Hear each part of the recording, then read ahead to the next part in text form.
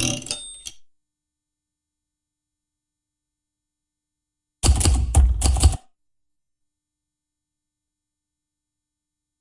ma'am, does Krishna's counsel in the Gita advocate blind faith, as in, in the divine, or is it more about the understanding of one's duty and most importantly, the purpose? Not at all. Blind faith doesn't figure in the Bhagavad Gita at all. For instance, we'll just take one example. In the 4th chapter, Krishna gives the qualifications of a guru and a student. The 3 qualifications of a student are: number 1, pranipadena, means surrender, faith. And the Sashtang Namaskar is where your head and heart is in line with the feet of the Guru or the Godhead, which is Atman. He stands on Atman. But that faith must not be blind. So the very next word he uses is prashna, question. Okay. Where you don't understand, you must question. Because you can follow only your conviction. You can't follow another person's conviction, however right he may be. And a doctor gives a prescription and says, do this, this, this. You will follow it only if you are convinced that this is something I ought to do. So prashna is a very important aspect where you use the intellect to understand what the Guru is saying or what the Bhagavad Gita is saying, and then implement it to the level that you understand. You may not understand it 100%. You understand it up to 60%. You apply it, then your understanding goes higher and higher. One has to look at this from a learning standpoint now that we are getting to know and familiarize from so many angles. This knowing, practicing it as a manual of life requires discipline. It requires mindfulness. Are there any tips in the Bhagavad Gita that can help you have control over mind? Yes. In fact, throughout the Bhagavad Gita, of the 18 chapters, there is not one chapter where the word buddhi is not used. Okay. So the emphasis is on the intellect. The mind is just a flow of thought. It is full of impulses, emotions, likes and dislikes, loves and hates. It has no sense of direction or dimension. It has no capacity to guide because it doesn't know what is right and what is wrong, what is good, what is bad. So it is the irrational aspect. Right. Fortunately for us, we also have the intellect, and only we as human beings have the intellect, whose role is to distinguish, to discriminate, to discern between pairs of opposites, like profit and loss, pros and cons, upward, downward, and so it has the capacity to decide. It is the rational aspect. But what happens is that the intellect we are born with, but you need to put in effort to develop it. And that effort is in thinking. So how do you develop the intellect? By thinking, questioning, thinking independently, inquiring, self-inquiry. This is positively discouraged in society. A child is born questioning. We see a child is constantly asking questions. Yes. Why? The mother gets fed up and says, do it because I say so.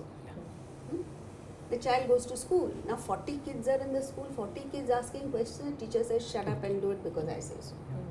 So we are trained not to think. And that is a tragedy. So the first thing we need to do is to encourage questions. Get people to think afresh. It's like you get into an elevator. Ask yourself, how is it that the lift goes up? Anti-gravity.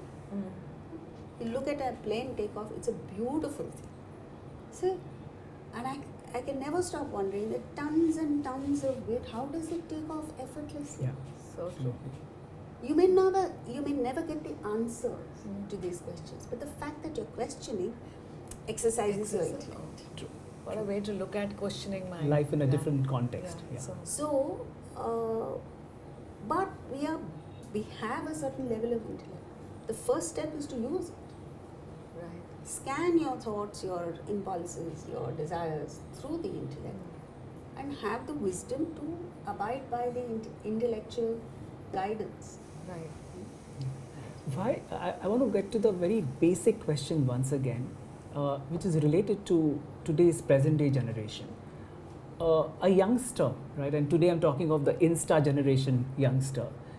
He may say, he or she may say, why is this book, if I have to use the word in their words, of course it's the Bhagavad Gita, written in the first place? That's one. And today, ma'am, do you come across a lot more younger generation getting into reading the Gita? I'm sure you could have a lot of interactions, feedback from youngsters more so, which probably was not there a few years back. Or maybe there, but a lot more now. Do you see that a lot more awakening, if I have to put? Yes. Your first question, because you asked two questions, is why Bhagavad Gita? Yeah. Because it happens to be a manual on living. And the difference is there are others. Yeah. There are many spiritual texts. But the difference is the Bhagavad Gita addresses different kinds of people. So, it's like a hospital with various departments. Now, if I have an orthopedic thing, I have fractured my leg, I can't go to an ophthalmologist. You know? So, the Bhagavad Gita has all departments. I fracture my leg, there is an orthopedic doctor there. If I have a eye problem, there's an ophthalmologist. There's everything. So depending on our mindset and whether we are emotional, intellectual, active, indolent, lazy, the Bhagavad Gita has answers to all different types of people. So the same verse can be interpreted differently by different people. And it helps us. So a purely devotional person will say, oh, Krishna said it, so I must follow it. You know? But he follows it. True.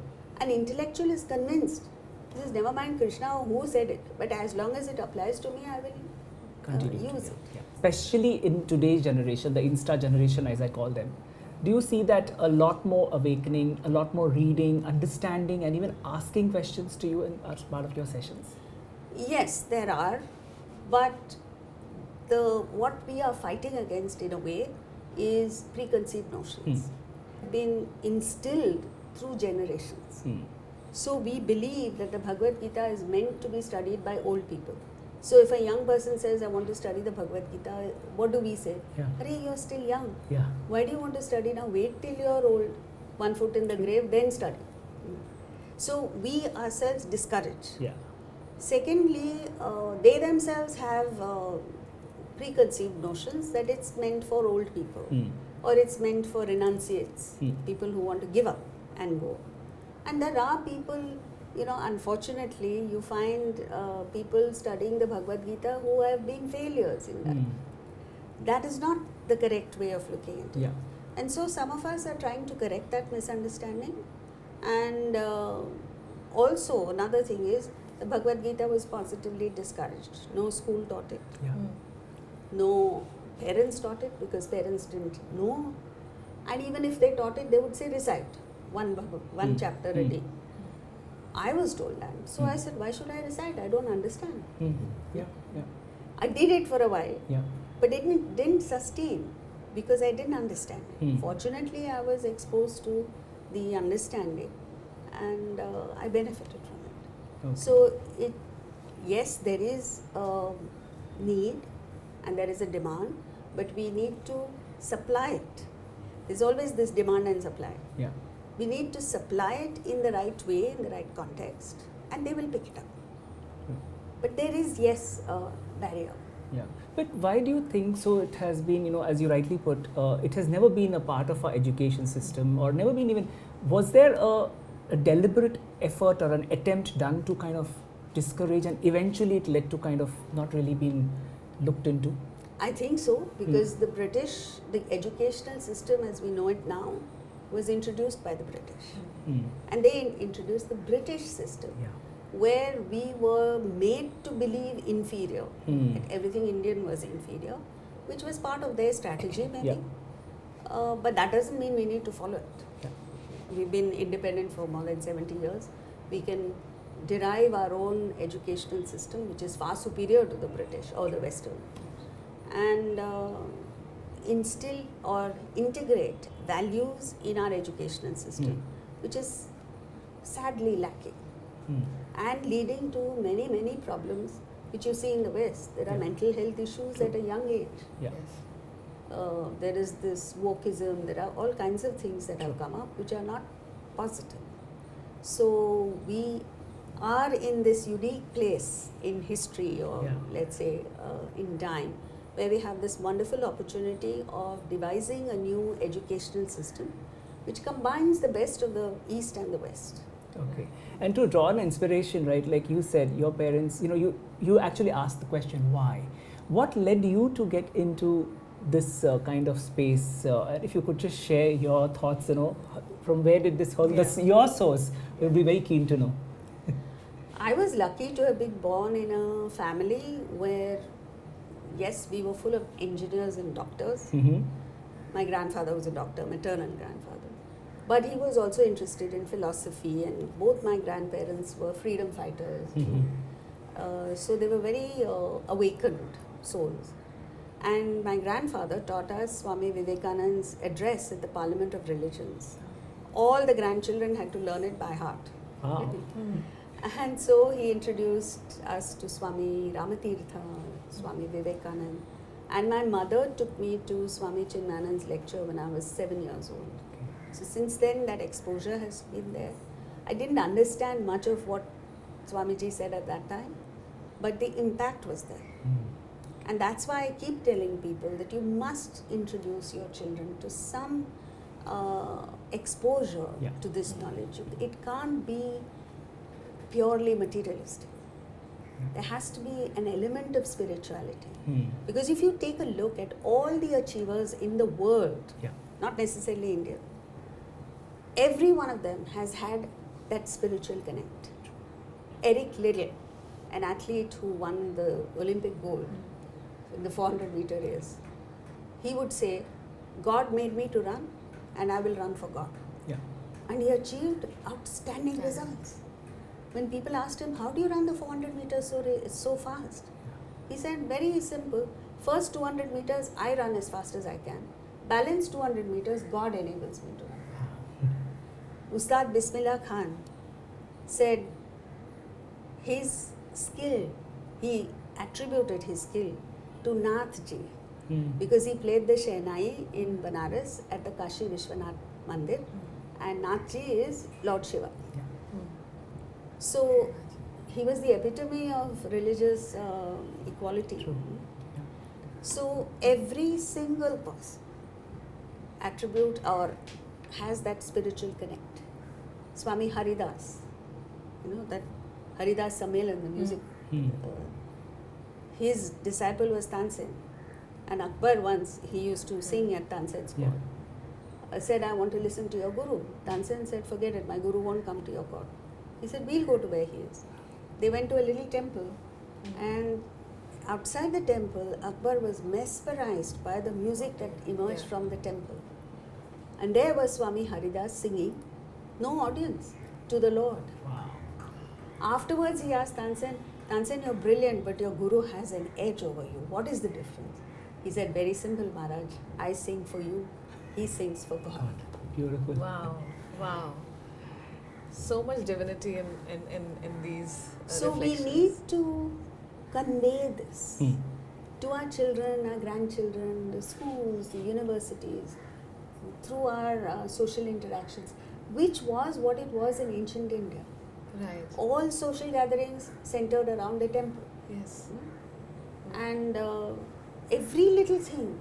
Like, I remember when a lady bought a new sari, she would first offer it to the Lord, put a little kumkum on the edge of the sari, then wear it. It is an indication that I acknowledge that my success or whatever enjoyment of life is enabled by you. Before a meal, there was a prayer. All this is lost. Right. Ma'am, speaking of this tradition, when I go to my friends who are Krishna devotees for families and generations, when they serve food, they add a tulsi patta. What is that significance? I never asked that question, but I'm sure it's some divine thing. Is that the same concept Yes. that you offer food to the deity first before eating? Yes. And there is another part of it. Before they ate, if you notice, a traditional orthodox person will first take out a little food Yes. and keep it on the side. Right. For the birds, for the insects, Yeah. for other people, for a beggar. Which means that it's not just the food that you keep. Your mind accommodates the well-being of the whole world. Loka Sangraha.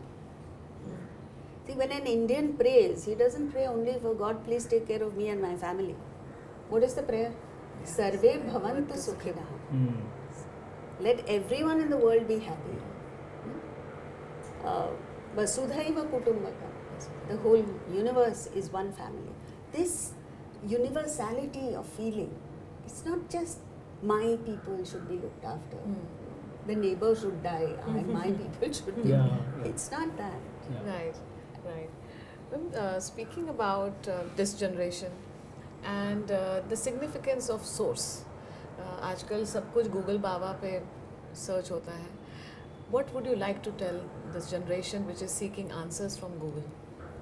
That there are certain questions that you ask, the answers to which are not there. Not that the answers are not there, but we, the intellect, the human intellect, does not have the capacity to understand. For instance, infinity cannot be understood by the human intellect. Yeah. How can you understand when two objects move in opposite directions, they meet at infinity? Where is that infinity? Yeah. That infinite, I am. You can't understand. So what they say is, it is the dissolution of the mind and intellect that gets you there. So what is the formula? The formula is human being minus desire equals God. So desire, which we are fanning, we are encouraging, we are multiplying, and we are fulfilling with our future income. So when you use a credit card, when you mortgage, when you EMI and all the rest of it, what are you doing? You are buying now with your future income. Yes. Yes. Which means your desires are so out of hand that they cannot be fulfilled with your present assets. True. So, which brings us to the next concept, which is in Vedanta, what is the definition of richness? You are rich only if your assets are greater than your desires. If your desires are greater than your assets, however great, you may be a billionaire, you are a poor person. Correct. So, by this definition, Sudama, who was a pauper by any standard, was extremely rich. Because even when he was pushed to go on a mission to ask Krishna for help, his wife said, you claim Krishna as your friend? He says, yes, he's my very dear friend. He is enjoying himself in the palace and we are suffering here. Go ask him for help. So he agrees to go, not because he wants anything, for his wife. Just as he was leaving his home, he comes back and says, I'm meeting my dear friend after so many years. How can I go empty-handed? What a wonderful concept that is. Here is a person who is going on a mission to ask, and he can only think of giving. Yes. Which means his personality is pervaded by abundance. Correct. His experience is not deprivation. He experiences abundance. So he wants to give. And he goes, has a good time with Krishna, forgets to ask. It's not that he's got amnesia. Correct. He's totally in the giving mode, right? Yeah. So asking it is not in his DNA. But he goes back and sees his humble hut converted into a magnificent mansion. And he knows this is Krishna's glory. Wow. His wife and children are well taken care of, his obligations are over, he moves on to realization. Yeah. I think that's what is required in life, right? Everyone needs to be quite thoughtful and thinking about the Sudama se pohe when you meet people. Like the abundance should be about giving and not Giving. really asking. Yes. You know, in Right. that sense. And not just that, it's about desire. You know. Mm. So when a desire pops up, see, Vedanta is not against fulfilling desire. It only says use your intellect, scan your desire with the intellect, and see whether it is in line with your life's goals, whether it is something that you ought to be doing, whether it is something you really need, or you can afford. If so, go ahead and fulfill it. Because in those days there was a King Janaka who had wealth the likes of which even the richest guy in the world doesn't have today. Yeah. So all that was okay. But he had no desire. You see, the moment you have a desire, it is an obstacle to your obtaining the object of desire. Right. See, a person obsessed with money never gets money. A guy obsessed with wanting to marry never gets married. Number two, as long as you have an unfulfilled desire, you are unhappy. And the desire keeps you stunted because it's small-minded. You think only of little things. You can't expand. Your mind needs to expand and accommodate greater things in life. Like, what am I going to leave behind for the next generation? Right. While doing some research, I went to Rishikesh recently and passing through temples, meeting priests, and going to Madhuban ashram. I stayed in Rishikesh, spent time with sages there and stuff. One of the sage who was there, he mentioned that भटकना छोड़ दो and अगर तुमको realize होगा that the amount of divinity you hold within, you will start falling on your feet. The purpose of all of this is to reunite with your inner divinity. God is within you. So, and he went on to say that, and he just went away. And this, what was the reference? The resonance is still there. I think something which you also mentioned is seeking within, the guidance and stuff. If you can elaborate on the divinity we hold within. Yes, the Bhagavad Gita is an explanation of one of the Mahavakyas. So, earlier in ancient times, spiritual knowledge was conveyed by way of 4 Mahavakyas. So, one was Prajnanam Brahman, means this whole universe is Brahman. And the student was smart enough to figure it out within himself and reach the state of realization. Then they needed a little bit of indication, little help. So the Guru said, Tattvamasi, that thou art. And the student went back again he came, he practiced. So the Abhyasa Vakya is Ayam Atma Brahma. And then when he reached the state of realization, he declared, Aham Brahmasmi, I am Brahma. So it started from there. And then came the Upanishads, which are an explanation of the Mahavakyas. And over time, the human intellect deteriorated and the Bhagavad Gita was needed. So the Upanishads are short, cryptic, 19 mantras, 20 mantras. Bhagavad Gita is 701 shlokas. And thus, as the human intellect deteriorated, the teaching increased. Just as now you see, the older generations didn't need tuition. Now every child takes tuition. So, but whichever the method of teaching was, the key is that which you're seeking is within. And how do we know that?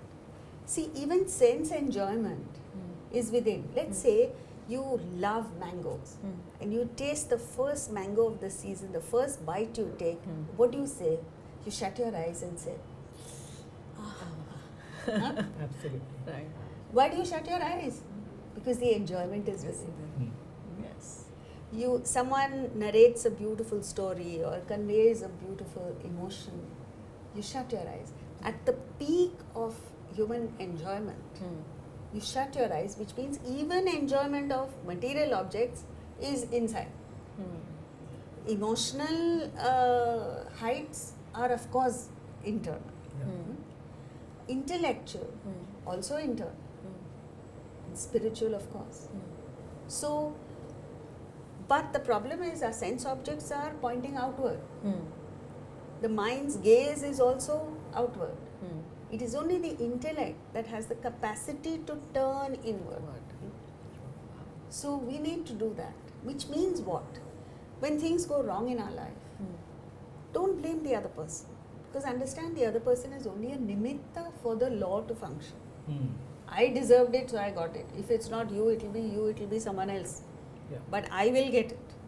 So that I have got it, I need to think. Where have I gone wrong? Could I have done it better? Could I have done it differently? Yeah. And when things go right, you look at what worked and maybe I can increase that. So you kind of switch off from the world and switch on to the internal. Wow. Beautifully explained, and Absolutely. that completes the circle. Coming to the book itself, what's the source? Like how is it written, and the earliest references, if you can share. See, the knowledge originated, as I mentioned, with the Mahavakyas. Then it went to the Upanishads, which is the last portion of each of the Vedas. And then many centuries later came the Mahabharata. Vyasa wrote it, the entire Mahabharata, which is 97,400 verses, of which the Bhagavad Gita is only a small portion. But it is the philosophy of the Mahabharata. So Shankaracharya was the one who extracted it and gave it a special significance. Before that, it was buried in the Mahabharata. And then, so these 701 verses became the scripture, so to say, of the Indians, because it contained everything. I can't think of another text, another one unit, which takes you from absolute basics, the kindergarten of spirituality, to the heights of self-realization. One book. One book. Imagine. And it addresses, as we saw earlier, different types of people. Yeah. So this interesting story behind it is that Vyasa was the author. Now he needed someone to be his stenographer, to actually write as he composed, because he couldn't do both. So he approached Lord Ganesha and said, will you take down my dictation? So Ganesha said, yes, I will, but he put another clause there. And he said, provided the composition is without a break, Oh, continuous. continuous. So Vyasa was smart now. When he needs a break, he needs to eat, he needs to sleep, what will he do? So he told him, provided you understand every word that is composed. Okay. Smart. So when he needed a break, apparently he composed such a complex verse that it took Ganesha time to understand, and at that time he got his break. Okay, to process. Smart. Outstanding. Absolutely. Now the most of the netizens are looking at solutions, quick fix, and there are several areas which requires quick fix. Some of us we have picked up, Yeah. and we would like to bring them up. Yeah, some of them, and one of the key ones, especially for our audiences who are a lot of youngsters, the young population, when it comes to success and when it comes to a stage where they feel they are not succeeding, as you rightly said earlier, they turn to the Bhagavad Gita, they turn to religion or spirituality, right? So does Mahabharata or Bhagavad Gita in general kind of lead you to success? Does it? I would rather put it in a youngster's term. Does it guarantee success? Yes, it does. But the amazing thing is that the Gita has been composed to help people get to spiritual evolution, perfection, sthita prajna or level. But the side effects of it are immense prosperity, effortless excellence, and internal happiness.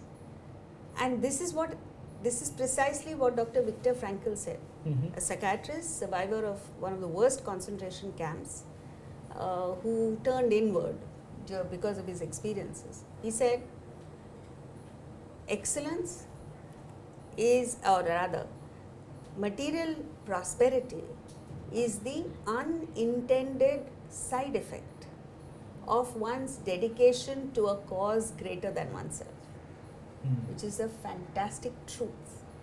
Yeah. You dedicate your life to a higher cause.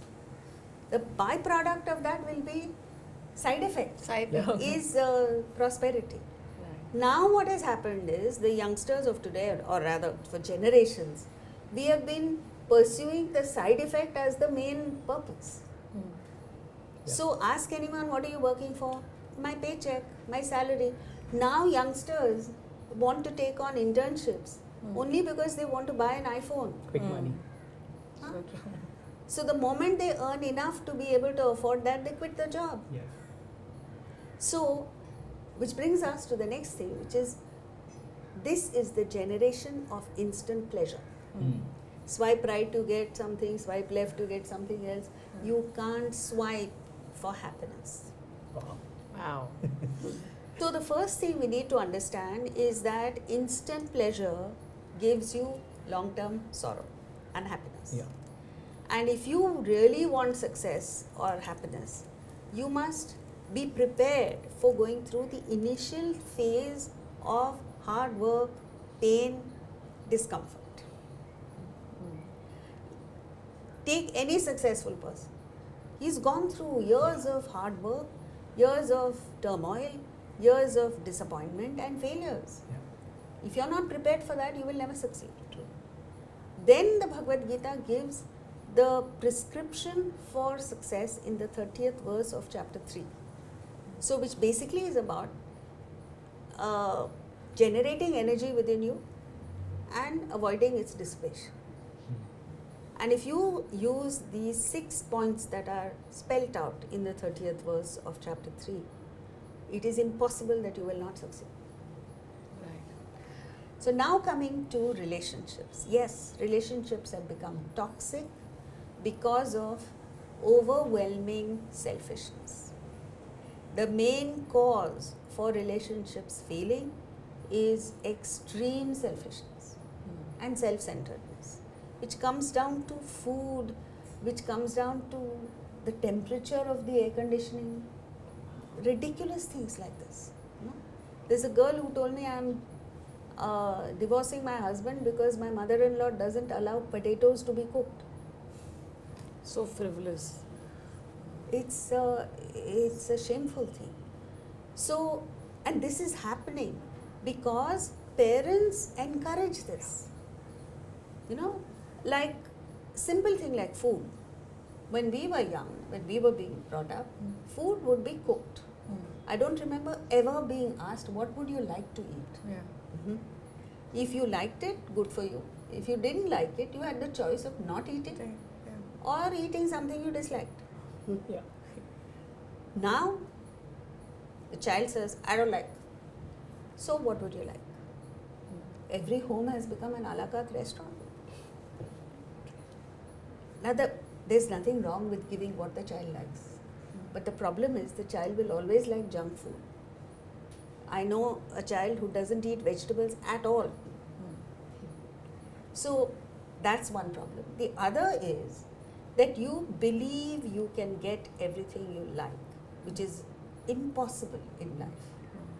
You have to be able to bear with things you don't like. So that training is not there at all. That exposure is not there. Right. And so it encourages extreme selfishness. And then when it comes to relationships, you become intolerant of the other person. There is no common goal. There is no commitment. You don't say, for instance, I got married because I thought I would be happier. Now, just because I'm not happy doesn't mean I just quit, walk out. Number two, if there are children, you don't consider the fact that the child needs both parents. Right. So what about your duty towards, that's the main thing. In my time, earlier times, people were brought up with a regard or respect for duties. It's your duty to do this. Now it's all about entitlement. I'm entitled. The world owes me this, which is not true. And then it leads to toxic relationships, it leads to breakups, it leads to a hangover effect of negativity, which the person carries right through life. So somewhere we need to break this. Right. In fact, the divorces, the rise of divorces, breaking of families is definitely an epidemic in a way. Besides that, there is a outlook change of Gen Zs also towards relationship and commitments. And the number of marriages are also dropping. Kids are not, couples are deciding not to have kids. What kind of society are we building? And, that's one thing. And in Bhagavad Gita, there's a reference, yada yada hi dharmasya, glanir bhavati bharata. When will this consciousness come in? Is it not bad enough already? What are we waiting for? See, it is happening in a way. The Renaissance is happening. There are some people who are thinking, who are looking for answers, who are working towards. But the vast majority, because they have no guidance from the parents. And I always tell them, there's nothing wrong with the kids. It is the parents who are wrong. What is the conversation at a dining table? Somebody has a Mercedes SUV, somebody else has a Rolls Royce, somebody else has it. It's all about money and what money can buy. When was the last time that in a family, the family members, first of all, never eat together? And if you don't eat together, where is the connection? And when they eat together, is there any serious discussion about how can we contribute to the well-being of society? Every American family does community service. Do we discuss community service? No. Do we ever discuss how we can help those who are less privileged? And it's not as if we live in an ivory tower. We see it. We see people on the streets. We see beggars. There is a desensitization to all this. So it's the older generation that has to change. And widen its horizons, have a vision of an India that is not just prosperous but is happy, that is rooted in our ancient tradition and values. And this has happened because of blind adherence to rituals. So now what has happened is, either people follow the rituals blindly, or a minority who question stop doing the rituals. Both are wrong. What you need to do is to understand what is the significance of the ritual. For instance, Ganesh Chaturthi, which is so common in Mumbai. Irrespective of what category or what community you belong to, you must know what it is. It's there all over. And once you know, then you decide, do I need that ritual or not? See, ritualism is a very important aspect of human life. Why does in the West they wear a wedding ring? They never take it off, as long as the wedding is, as long as the marriage is okay. It's not like us, you wear the Mangal Sutra when it suits you, when it doesn't suit you, you take it off. It's not like that. But first of all, there is no sanctity. True. And if there is sanctity, then we all have certain things that are sacred to us. So, if you need it, you need to go to a temple, and you must do it with grace and dignity.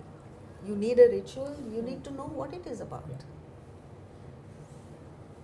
And once you know, you respect it. Whether you do it or not is a different thing. Right. Renunciation is another area or a term that's often been quoted, talked about. What are your views on that?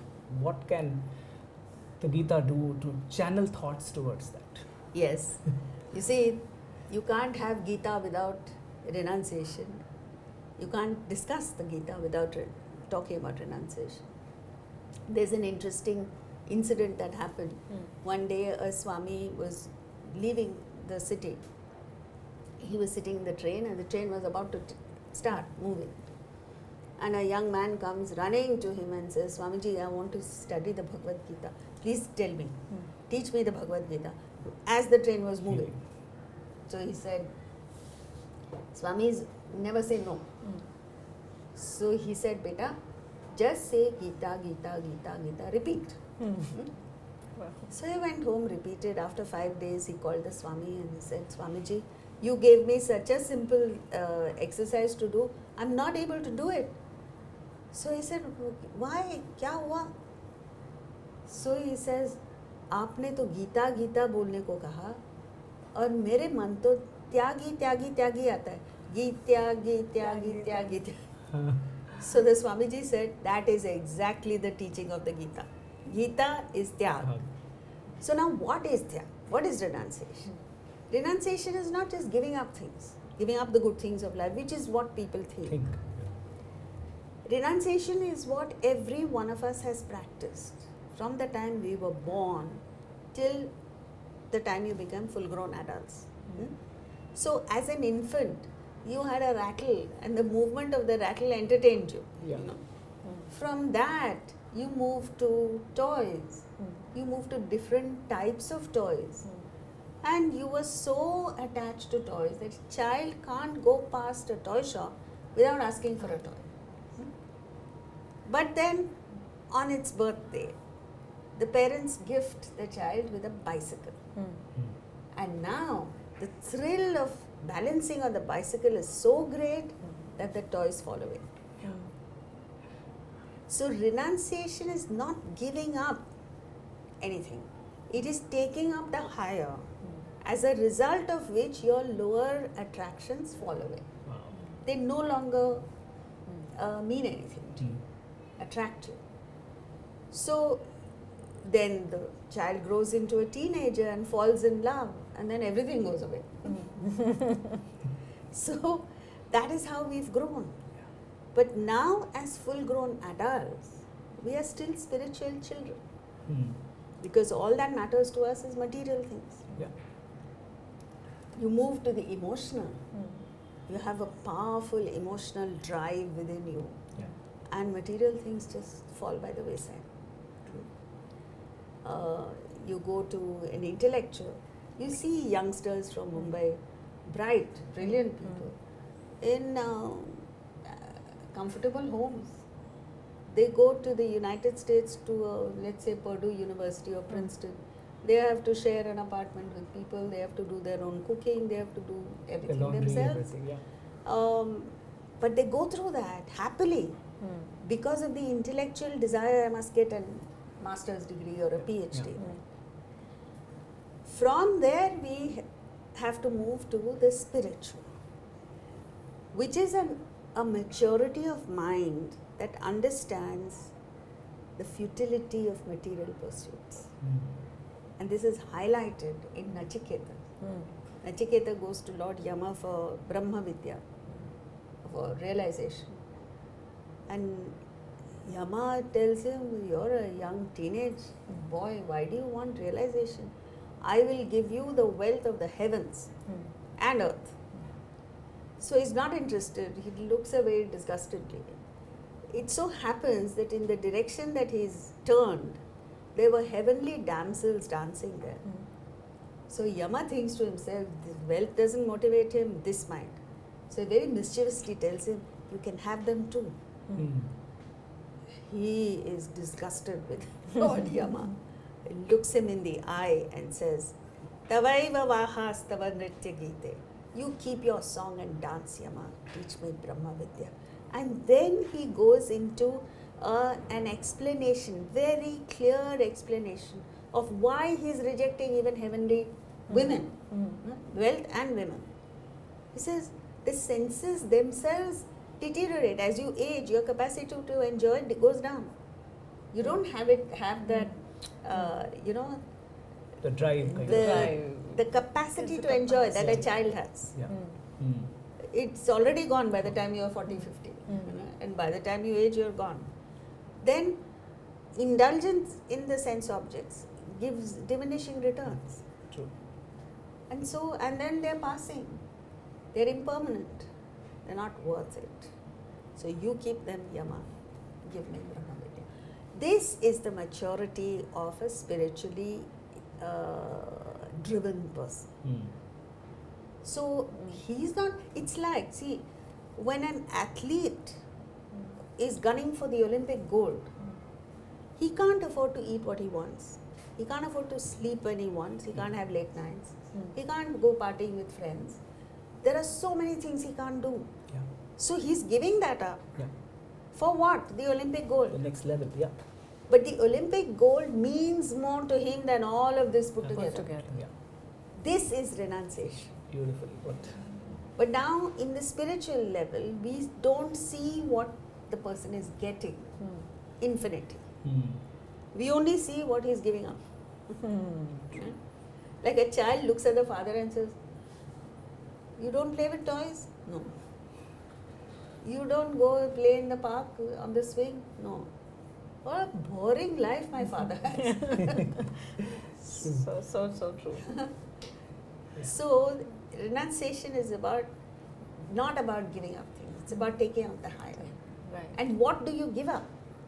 It's like discarding the wrapper and eating the chocolate, peeling an orange and eating the fruit. So, what are you giving up? That which comes in the way of your success and happiness, so that you may have uninterrupted happiness. Wonderful. One of the things is also the holy grail for managing mental health. How does Bhagavad Gita gives out tips on managing your mental health over everything else? Oh, mental health is the one thing that people are falling into that trap, but nobody understanding exactly what it is. It all boils down to selfishness. The more selfish you are, the more mentally unhealthy you are.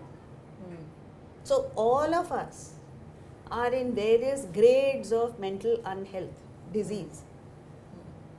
It's a dis-ease of the mind, which is caused by selfishness. You know, the other day, yesterday, a person called me and was talking to me that I'm going through hell. He starts by saying, I'm going through hell. And he says, my daughter has done this, my wife has done this, I have problems at work, so it's all about me. So I told him, you want to get out of these problems, stop thinking of yourself. How do I do it? How do you disengage with that? You know, it could be. But I'm having a problem. I said, just stop thinking. How? Think of others.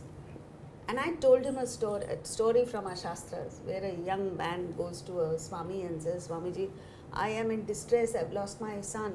My young son died, and how can I be happy? I'm burning from inside. So the Swamiji says, I will help you. All you have to do is get me a handful of salt from a home that has never known sorrow. He goes from door to door, and after a while, he forgets about his sorrow because he realizes the other people are going through worse. True. He never goes back to the Swami because he's got his answer. So it's basically thought of self that comes in the way of your success, that comes in the way of your happiness, that promotes mental unhealthy states. Right. So what happens is, see, up to a certain stage of mental agitation, you consider as normal.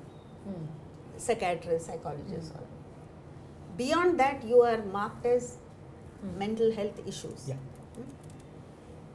But our point is that all of us are the same. It's a question of degree. Degree, Yeah. Right?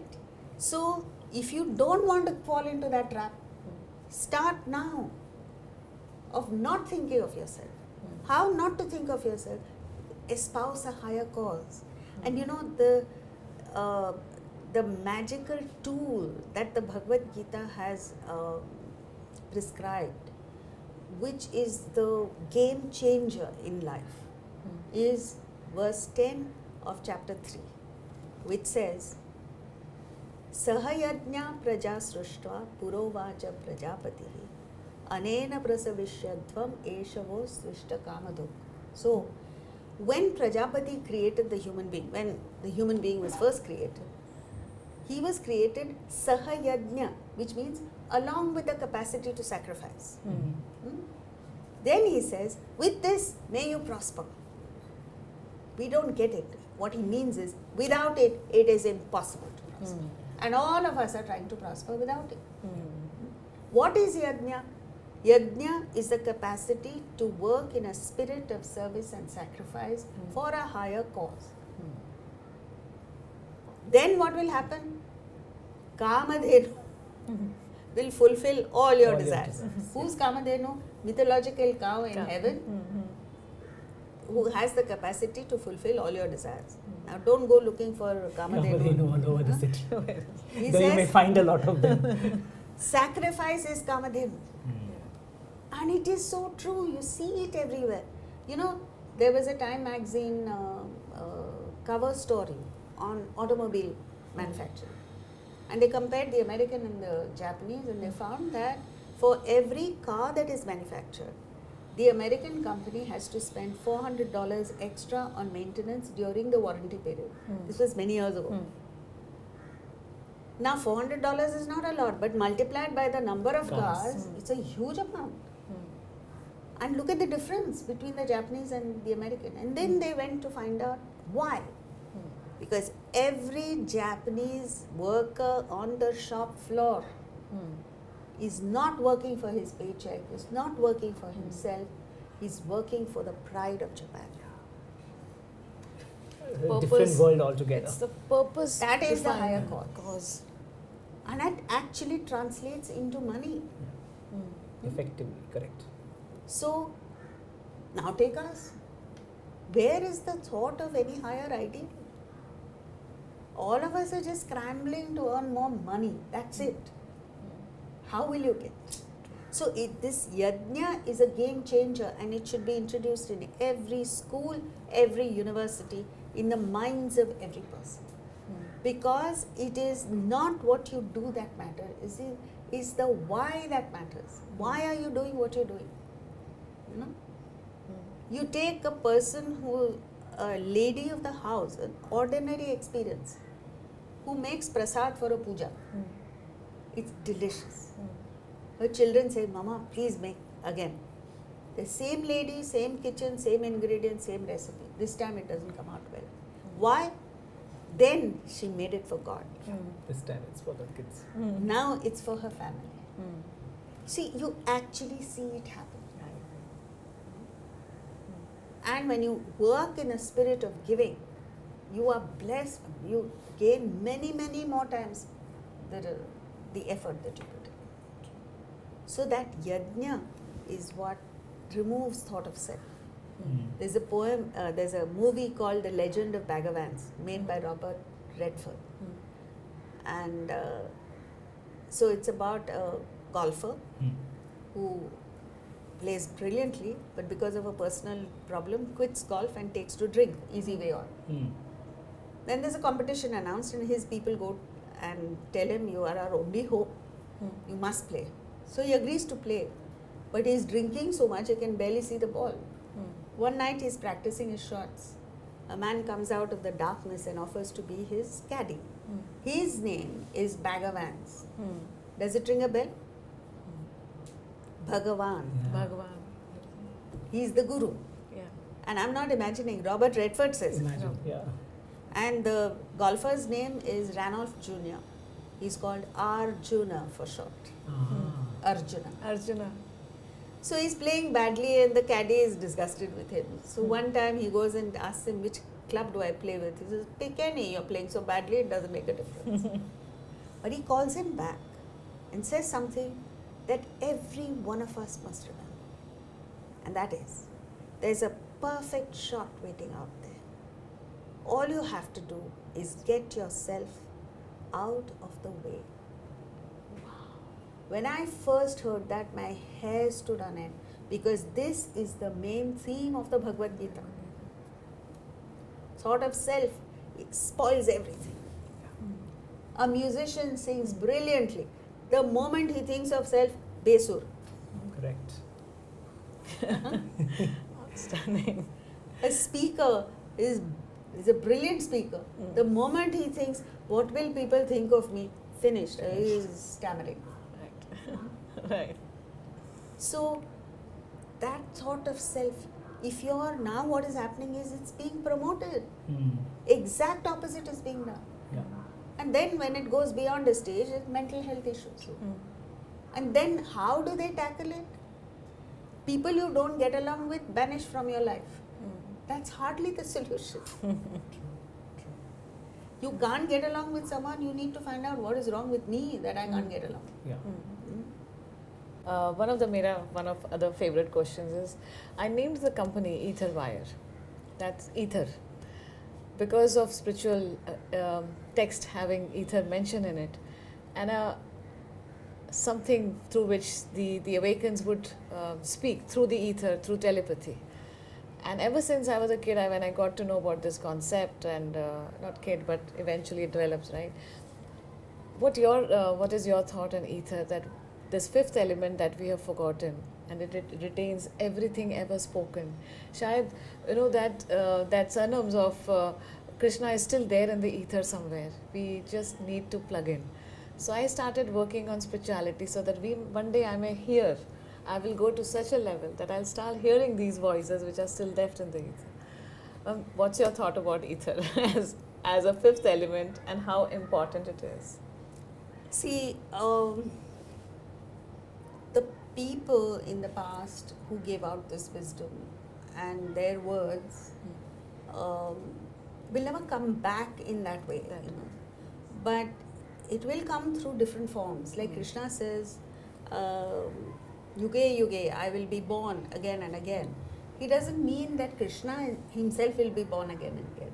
What he means is the demand and supply will work.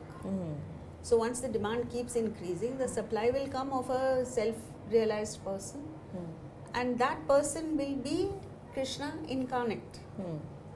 So it won't be in the same form, same personality, but different way, and he will lead humanity out of delusion in the way that Krishna did. So the concept of ether is not just, many people believe that Krishna himself will be born again. The problem is not of him being born, the problem is of our being able to recognize it. Yeah. In what form, what gender, what teaching, we don't know.